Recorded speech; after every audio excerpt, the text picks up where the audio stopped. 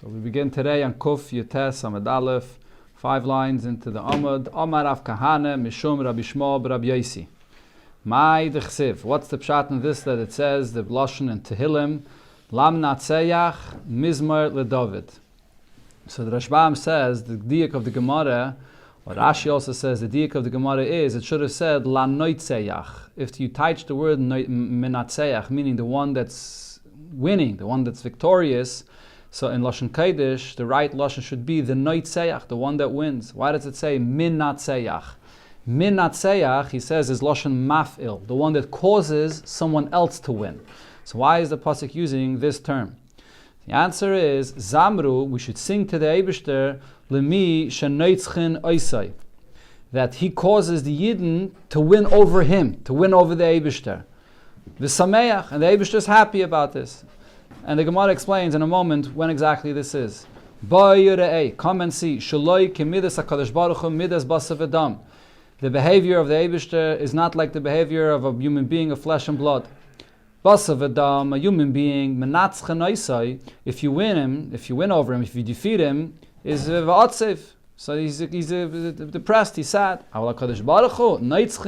Even when you win against him, and he's still happy. Shenema, as you see in the pasuk, it says after the Chet HaEgel, and Vayeme Lashmidam. The Eibishter says that he wanted to wipe out Klal Yisrael.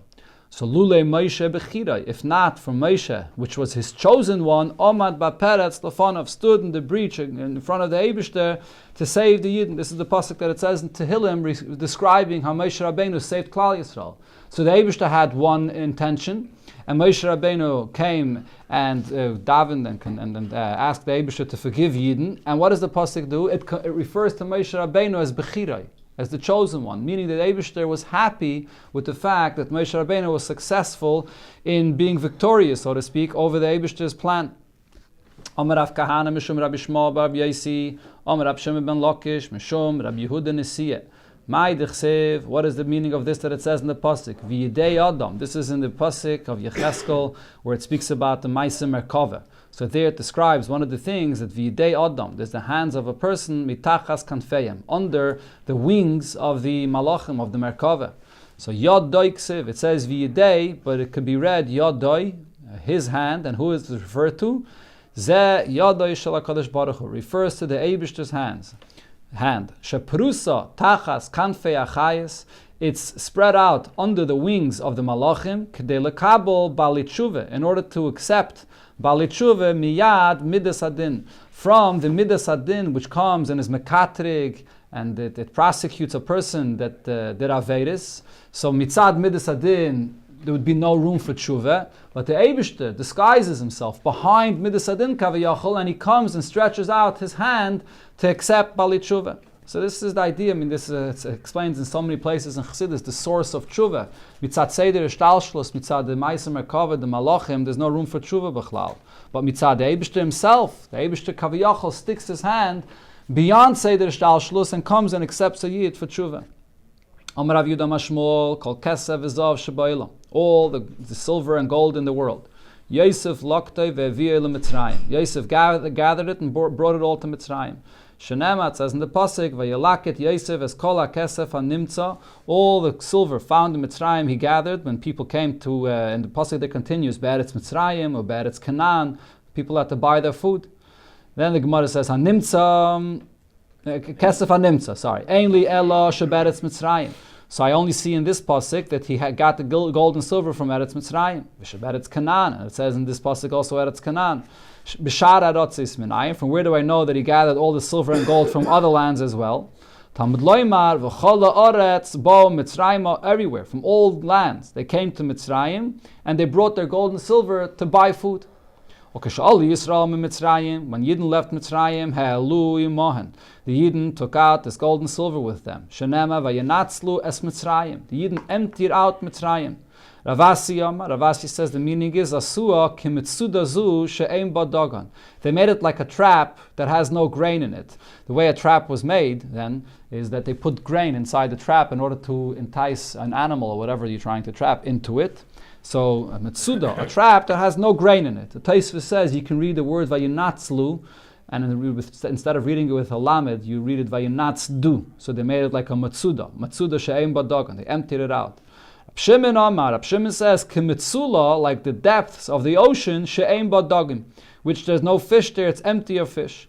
In Chassidus, this Inyan is brought, the fact that the Yidden emptied out Mitzrayim, B'chlal, this whole Inyan, as it's Yuduat, what's explained in Chassidus, that the idea of Yidden emptying out, taking all the gold and silver out of Mitzrayim, was really all about taking the Nitzaitzis Kedusha out of Mitzrayim, as it's brought in Chassidus, V'gam Erev Rav Olu Imon, that 202 of the Reish Pei Ches Nitzaitzis the Yidden took out of Mitzrayim. How so much? Because from the entire world, all the Nitzaitzis from the entire world that's in this gold and silver was in Mitzrayim. And when it brings here in the Gemara the two examples of a Metzuda or a Metzula, it refers to Alma de Iskasya and Alma de Isgalia, the two levels of Yitzias Mitzrayim relating to whether you're speaking about grain on dry land, Alma de Isgalia, or Metzula, which is under the water, like Alma de Iskasya. Now, V'hoya Munach, this money... Why is the Gemara kvetching to say that he took the money from the entire world? The whole world? Correct, right. The pasuk says, Right. Elamai, this is the whole Indian here. Yeah. Yeah. V'hoya munach, this money was there by the Yidden for many generations, for a long time, about 500 years. Ad Rechavam, until Rechavam, which was a son of Shlomo Melech. Ba Sheshak Melech Mitzrayim, and then in that time period, Sheshak, the king of Mitzrayim, came v'notloi, and he took this money. Mirchavam, he took it from Rechavam. Shenema, there's a pasuk in Malachim that says, Vayihi b'ashana chamishis lamelech Rechavam ala Sheshak Melech Mitzrayim al Yerushalayim. He came to Yerushalayim, vayikach es oitzres beis Hashem ves oitzres beis HaMelech. So he took it. He took back all this riches to Mitzrayim. Ba Zorach Melech Kush, Zorach the king of Kush came and a war on Mitzrayim. V'notlei misheshak, and they took away the money and the gold and silver from Sheshak. Then Bo Asa came, which was a Yiddish king, v'notlo mizarach melech Kush, and he took this money back from Kush back to the Yidden. What did he do with the money, and what did he do with the gold and silver? V'shigroi lahadrimoin ben tavrimoin. He sent this money to the king of Hadrimoin ben Tavrimoin. What was the point of him sending this money to Hadrimoin ben Tavrimoin? So, as Rashi here says, he was the king of Aram. And the reason why he gave him the money is because Asa was a Melech Yehuda. And this Melech Yehuda was fighting with the Melech Yisrael, the Melech of the other 10 Shvatim. And he wanted to win over Hadrimoin ben Tavrimoin to be on his side to fight against the Melech Yisrael. So he bribed him with all this gold and silver that he got from Melech Kush. But then what ended up happening? Bo b'nei Amain v'notlam Hadrimoin ben Tavrimoin. The people of Amain came and fought with the people of Aram, and they took all the money, all the gold and silver from Hadrimoin and Tavrimon. Ba Yeshafat, and then Yeshafat, which was a Yiddish king, v'notlem ibnei Ammon, and they came and fought with Bnei Ammon and took the money back. And v'hayamunach, and then the money remained in the possession of the Yidden ad Achaz, until the generation of Achaz. And then Ba Sancherev, and then Sancherev came, v'notloi me Achaz, and he took the money away from Achaz. Ba Chizkiah, and Chizkiah came, v'notloi me Sancherev, and he took it from Sancherev. And the money remained by the Yidden at Tzidkiah, until the time of Tzidkiah, which is right before the Churban of the first Beis HaMikdash. And Bo Kastiim, then the Kastiim, which is from Bavel, they came, and Venotlu, and they took all the gold and silver, Mitzidkiah, and they took it down to Golas Bavel. And then Bo Parsiim, the Malchei Parasumodai, that took over Bavel, so they came, Venotlu, Mekastiim, and they took all the gold and silver from the Kastiim. And then Bo Yuvonim, the Yevonim, during the second Beis HaMikdash, they came, v'notlu meparsiim, they took all the gold and silver from the Parsiim. And then Bo Roimiim, the Roimiim, which were the ones that destroyed the second Beis HaMikdash, they came, v'notlu miyad Yevonim, they took all this gold and silver from the Yevonim, and v'adayin munach beroimi. And the gold and silver from the time of Yitzias Mitzrayim, which Yosef took out, is all by the Romans, until Mashiach comes. Rab Chama bar Chanina says, Shalish matmainias hitman Yosef b'Mitzrayim. Yosef hid 3 different places, money and gold and silver in Mitzrayim. Achas, one of these matmainias that he hid, Nizgala leKairach, was revealed to Kairach. V'achas Nizgala l'Antoninis ben Ansvirus. it was revealed to Antoninus, which was in the time of Rabbeinu HaKadosh, and was very rich, and he used to learn together. So he got the second place that was hidden in Mitzrayim.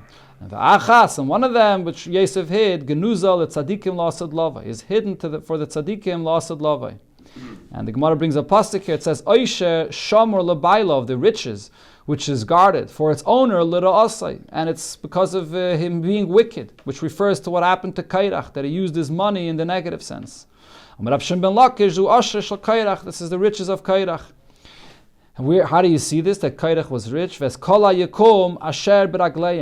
All of the money that Kairach got and took him out of Mitzrayim, that's the Yikum Asher B'Ragleim. How do we know that that refers to all of his money? This refers to the money that he had. The money supports a person and places him on his feet. Rab Levi describes how rich Kairach was from this money that he got from the matmain that Yosef hid. Masoy shalish meyes predis levonis, carrying 300 white mules, had to carry had to carry all the keys of the storehouses, of the hidden storages of Kairach, of the money and the gold and silver that he had.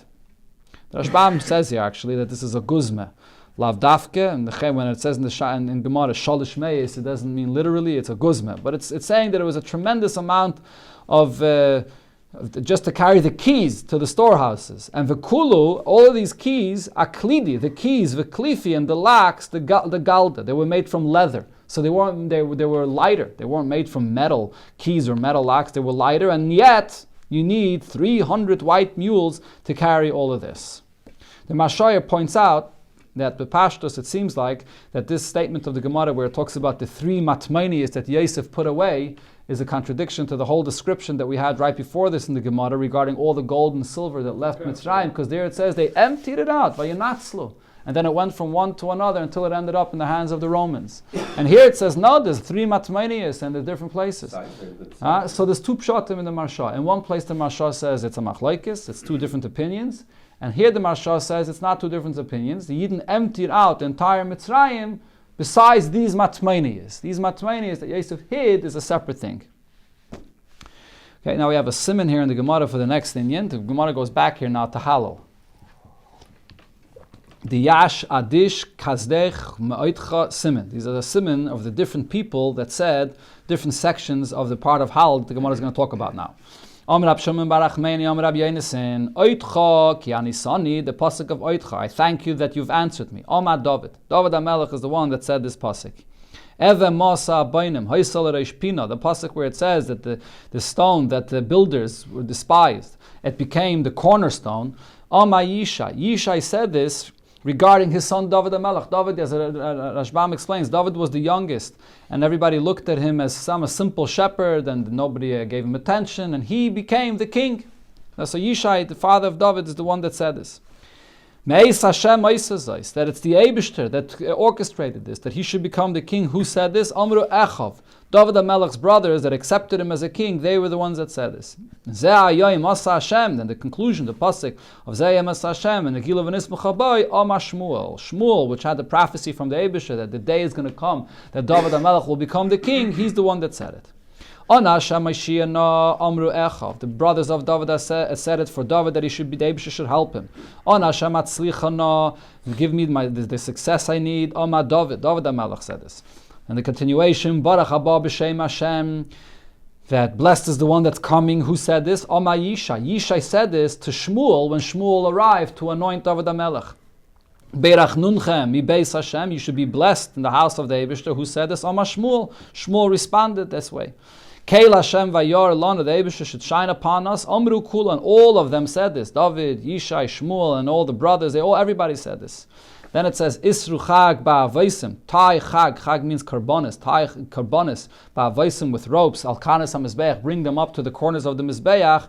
Shmuel, Shmuel said this, that we should celebrate and bring and thank the Eibishter with all karbonis. And then, Keli atavai deka, I thank the Eibishter. David HaMelech said this, Elekai, Aroimimecha, Amru kulan, all of them together said that we should exalt the Eibishter.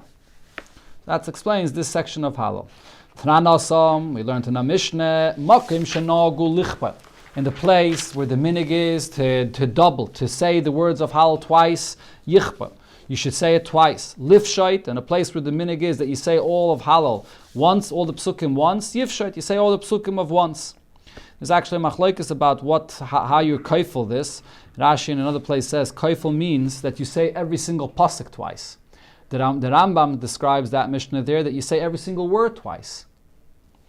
Then it says weiter there in that Mishnah, it's a Mishnah I believe in Erchen. Levarech achrav, in the place where the minig is to make a bracha. After Hallel Yevarech, you make the bracha, the bracha of Yehalalucha. HaKayil keminig HaMedina. You follow the minig HaMedina and how you say the Hallel. Abaya said, Loishanu Elo La'achrav. This that it says that you follow the minig HaMedina is regarding the pasuk after Hallel. Avalafanav, saying the bracha before Hallel, mitzvah levarech. It's a mitzvah to make a bracha before a mitzvah, and saying Hallel is also a mitzvah, midrabanon. So you make a bracha. That's not totally in a minig. Dam Rab Yudah Mashmuel, kol ha-mitzvahs mevarach alein oiver la'asiyasa. When you fulfill a mitzvah, you make the bracha before you fulfill the mitzvah. My mashma, the high oiver. And then the Gemara says, what does this word oiver mean? Before. The word oiver means before. Where do we see this? We had this Gemara before on Daf Ches. Lishna da gdumihu. Where do I see that the word oiver means before? Of Rav Nachman by Yitzchak, because there's a pasuk where it says, Vayaratz achimaatz derech hakikar, achimaatz ran on the plain, Vayavar es hakushi, and he went ahead of the kushi. So you see the Vayavar means going ahead. Abaya ma mehocha, there's another pasuk, Vuhu ovar lifneihem, and he went ahead in front of them. Ikadamri mehocha, third opinion is you see that it says, Vayavar malkom lifneihem, the king went in front of them, Vashem beroisham. So we see that the word oiver means before. Tanya, now we learned in the Braisa, going back to how Hallel is said. So before in the Mishnah it said that some places the minig is to say every pasuk twice, some places the minig is to say every pasuk once. So in the Braisa it says, Rebbe koifel ba dvarim. Rebbe would say twice certain sections of Hallel. As Rashi says, that means that he would say twice from Baruch haba b'shem Hashem. Rabbi Elazar ben Prata, Meisav Badvarim.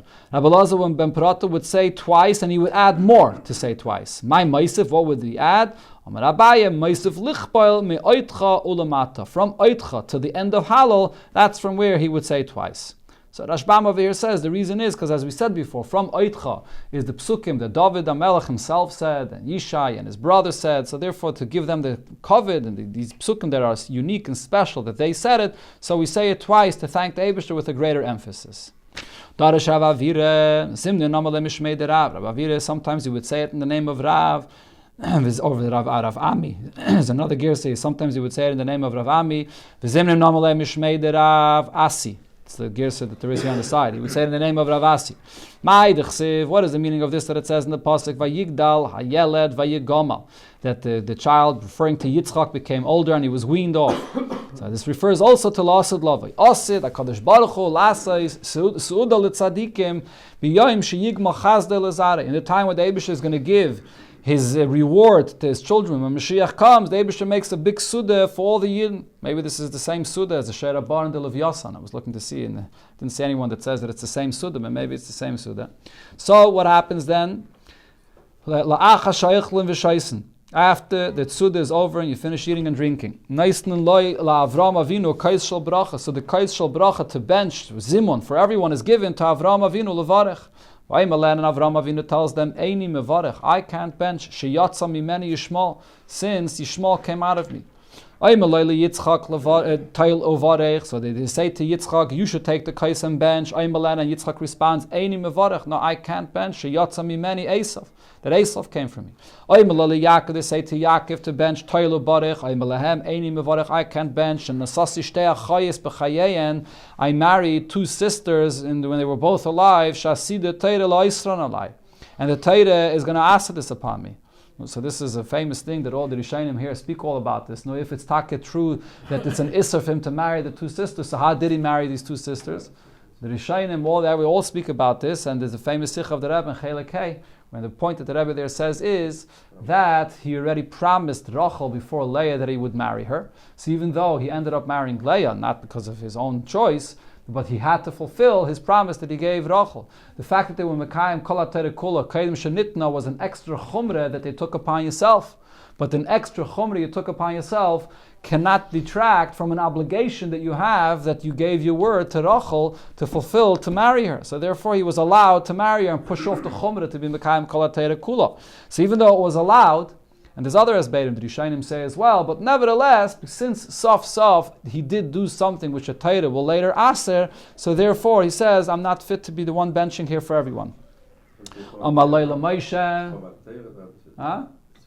Before Moshe, so then they said to Moshe Rabbeinu, Toilu Barach, take the kais and bench. So he answers, Eini mevarach, I can't be the one benching. Shalei zechisi lekones le'eretz Yisrael. I was never zeichet to enter into Eretz Yisrael. Lei b'chaye, not in my lifetime, and v'lei b'moisi, not I wasn't even buried in Eretz Yisrael. Right? So for example, Yosef, all the Shvatim, they brought them into Eretz. They were buried in Eretz Yisrael, but Moshe Rabbeinu was buried over there, across of base Pa'ir in the Midbar.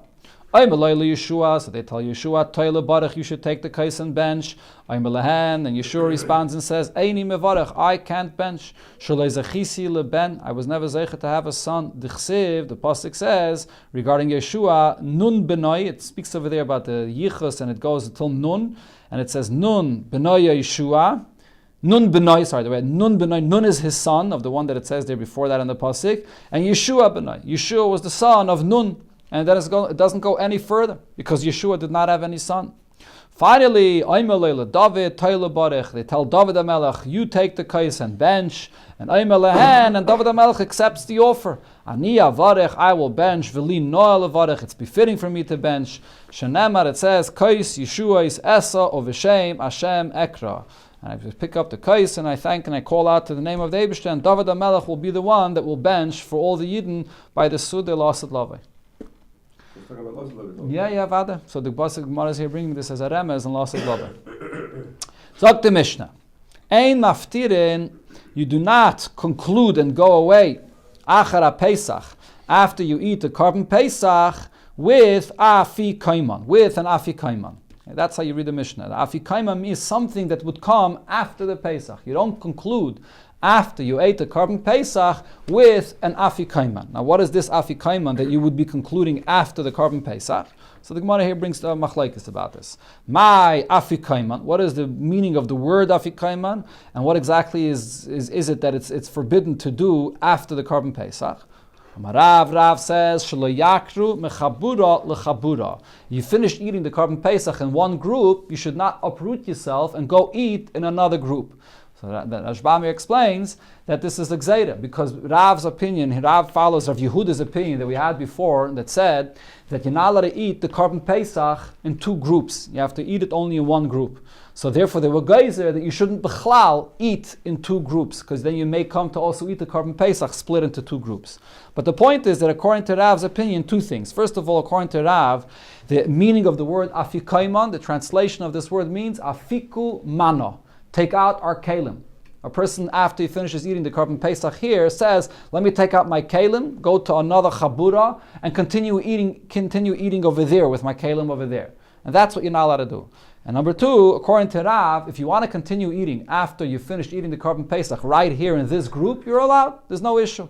The issue is only not to eat in another group as a gzeira that you might come to eat part of your Pesach in two different places. Shmuel Amar, Shmuel has a different shot. Kagain urdeloi li, eating urdeloi, which are mushrooms and truffles as a dessert that I enjoy, or guzlaya la'aba, or eating guzlaya, which are small birds, the pigeons I think it is, that Rav enjoyed eating as a dessert. So you're not allowed to eat a dessert after you finish eating the carbon Pesach. So according to Shmuel, the Isser of afikaiman is not only not to eat in a different group, but it's also not to eat over here. Where you are, you shouldn't eat any dessert, which is what afikaiman means. According to him, afikaiman means afiku man, bring out all kinds of delicacies. You're not allowed to eat anything over here, even in this group, after you finished eating the carbon Pesach. Rav Chanina Bar Shila, Rav Yechanan Nama, they said, like the opinion of Shmuel, but they gave a different example. Kagan tamarim, kloyes, ve'agayzim, to eat dates, roasted oats or roasted grains, or eating walnuts, which are all kinds of different desserts that it was customary for them to eat. So you're not supposed to eat this after the carbon Pesach. Tanya Kvasei Rabbi Yechanan. It says this in a Braisa like Rabbi Yechanan. Ein maftirin acha Pesach. What does this mean? That after the Korban Pesach, you're not supposed to eat anything.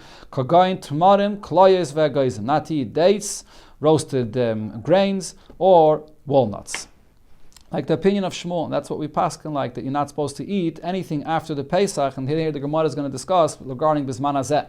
So Rav Yudah Mashmuel, Ei maftirin acha matzah afikaimon tanan. Is the din also going to be regarding Bisman Hazeh, when we eat matzah, that after you finish eating the matzah, which is a zeicher to the Korban Pesach, are you also not allowed to eat an afikaimon, something else that you bring out to eat following it? Or Ein maftirin, let me read this again. Amar Rav Yudah Mashmuel. Rav Yudah Mashmuel, he didn't say it as a question, he said it as a statement. Ein maftirin acha matzah afikaiman. Just like it said in the Mishnah that you're not allowed to eat after the Pesach and afikaiman, so too you're not allowed to eat after the matzah. On this the Gemara asks, but Tanan, in our Mishnah we learned, Ein maftirin achara Pesach afikaiman. After you eat the Korban Pesach, so you shouldn't eat an afikaiman afterwards. Achara Pesach udoloi, so only after Pesach now. Aval acha matzah maftirin, but after the matzah you are allowed to eat something else. That's what it seems from our Mishnah. So just to stop here for a second, the matzah that you eat at the end, which we actually call afikaiman. We call that matzah afikaiman because the literal translation of afikaiman, according to Shmuel, means bring out food. So therefore, the last matzah that we bring out at the end of the meal, which has been hidden the entire time, we call it afikaiman. But in the lashon of the Mishnah here, afikaiman, it refers to something that you eat after the matzah or after the Korban Pesach. Either way, point is that Rashi and Ashbam both here say a very interesting thing, that the matzah that you eat for the afikaiman, that's actually the time when you fulfill the main mitzvah of matzah. The matzah that you eat at the beginning when you make hamaitzi lechem and aretz, an ala chilas matzah, that's the matzah that you eat for Sudas Yom Tov, like every single Yom Tov. The matzah that you eat at the end of the Suda, just like in Bizman Shabbos HaMikdash Kayim, when would they eat the mitzvah of matzah? They ate it together with the Korban Pesach, al matzah samareirim yechlu. So today we don't have the Korban Pesach, but the matzah that we eat at the end of the Suda, that's the mitzvah of matzah. Very interesting. I mean, I believe the Alter Rebbe Shulchan Aruch lahalacha, we paskin that the kiyum of mitzvahs matzah, most Rishonim say, is with the first matzah that we eat at the beginning. The matzah that we eat at the end is just a zeicha for the Korban Pesach. But Rashi and Ashbam hold, no, that's the main mitzvah of matzah, the matzah that you eat at the end. Ashbam actually adds and says, if so, why do we make the bracha al achilas matzah before and not later when you eat it by afikaimen? And he answers based on what we had before in the Gemara regarding mother, when a person only had lettuce for the karpas before, and he's eating it before, even though he's going to be yetzer the mitzvah later. So the Gemara says you have to make the mitzvah before, even though you're going to be yetzer the mitzvah later, because acha shemila kreisai, after you already filled your stomach with it, you're going to make the bracha on it al achilas matzah. So the same thing here, you make the bracha al achilas matzah before, but really you yetzer the mitzvah of matzah later. That's an interesting thing. The Rashbam here explains this. Rashi also says it. Okay, so this is the raya that we have from our Mishnah. And the Mishnah, it only says, Ei maftirin achara Pesach afikaimen, not after matzah. So the Gemara says, no, it's not a raya from the Mishnah. Loi mi boye ka'ama. The Mishnah is telling you a bigger chiddush.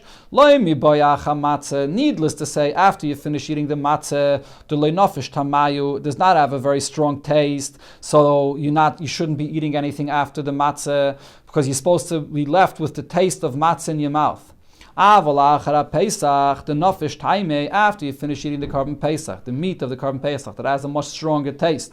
And you can't get rid of that taste. That is, you can't get rid of that taste. Less lumba, so therefore it doesn't matter if you eat after the Korban Pesach. That's what I would think. Kamash Malon, that's why the Mishnah is saying that you should not eat anything after the Korban Pesach. But really, you're also not allowed to eat after the matzah, like Shmuel before said. Just to go back a second, the Rashbam Taka explains what's the reason why you're not supposed to eat anything. You want to have the taste of the matzah and the Pesach in your mouth.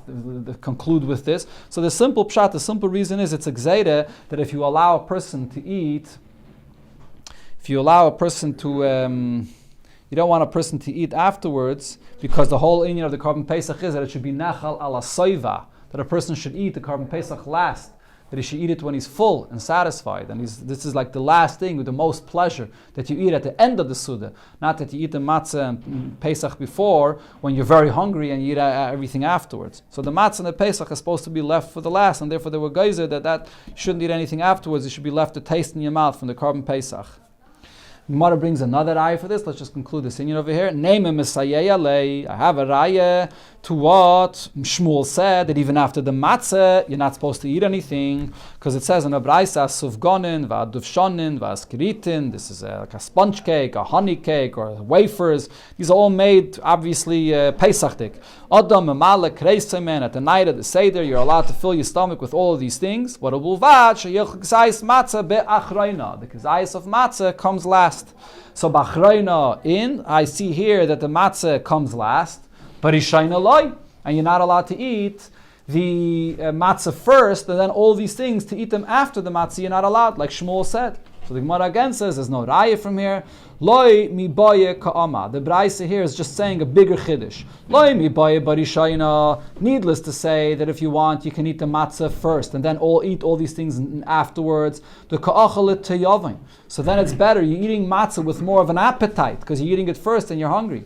Avol b'achrayna. If you come to eat the matzah at the end, Dilma, I would say maybe that could cause actually a problem, because asila meichal achila gasa. You may fill yourself up with all the food that you eat before, and then you're not going to be interested in eating anymore. So it's not going to be ala soiva. It's going to be what's called achila gasa when you can't eat anymore. Say mallah, you shouldn't do this. Kamash malan. Therefore, that was the chiddush over here. You're allowed to eat all these things first, and eat the matzah last. Just to finish off with the machlekes rishayim, there's a big machlekes rishayim regarding eating after the matzah. So here in the Braisa it brings up sufgonin, tuvshanin, iskeritin. If you follow like the opinion of Shmuel, all these things you're not allowed to eat. Ein maftirin, to eat after the matzah of the afikomen. How about to drink? Are you allowed to drink afterwards? So it's a big machlekes rishayim. Some say drinking, you're allowed to drink whatever you want. Others say that you're not allowed to drink. Besides water, you can drink. And then there's a third opinion that you shouldn't drink anything, including water, also not, and that's the minig that the Rebbe brings in the Agada, that the minig is not to drink, and the Alter Rebbe Shulchan Aruch and Simon Tov Pei Aleph writes that even though there's the machlekes rishayim about it, but the minig b'payil is not to drink anything. Vayotzi atzmei min haklal, the Rebbe quotes it there in the Agada that that's the minig.